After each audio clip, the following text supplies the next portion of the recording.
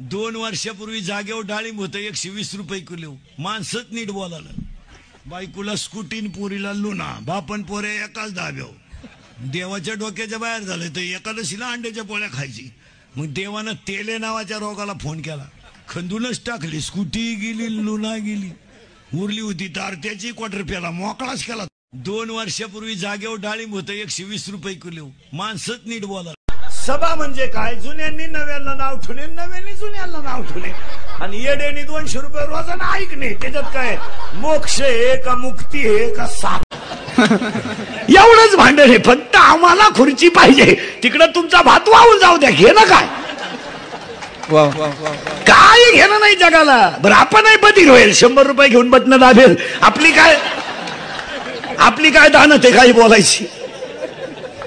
आपणही भिकार आवला तिचे गाण फडायला निर्लज. टिफिन दिदी पोरला टिफिन, त्याच्यात अर्धीच चपाती, पण पाठ बसून बाई बोंबल ती डबा करायचा आहे, डबा करायचा आहे. मग तुका गाव जीव घालती का काय करते काय नक्की? डबा कर. रात्री बायको बाळाती झाली का सकाळी रस्त्याला बोर्ड उमलते नेतृत्व. 16 टाके पडले त्या बाईला, मरती का जगती. नेतृत्व कुठून आलं? मिशी फुटली नाही त्याला, युवा नेतृत्व. फुटली मिशी, विकासाची गंगा. पुन्हा काढली मिशी, बुलंद तोप. शब्द तो कुठून आणतात काय कळत नाही. पुस्तकच कोणतं वाचित्यात काय कळत. पुन्हा काढली मिशी, वाघानं बाजी मारली. ज्या घरात गरीबाच्या तळतळाटाची लक्ष्मी येते आणि ज्या घरामध्ये गरीबाच्या डोळ्यातल्या अश्रूचा पैसा येतो, त्या घरामध्ये एक पोऱ्या असा येडा जन्माला येतो का अख्खी खानदान हिकायला लावतो. तुमचं काय मत आहे?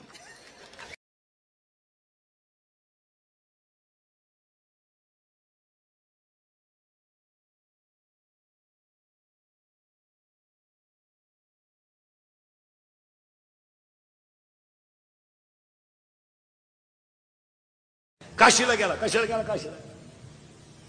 काशीला जाणारी लोक ध्यानात ठेवा, काशीला गेल्यावर परत जिवंत गावात यायचं नसतं, असा नियम आहे. आता ही आपली बावळाट लोक आहे. मी काशी केली, मी दाव्याचं खात नाही. पागल आहे तू. तुला जायलाच कोणी सांगितलं होतं काशीला?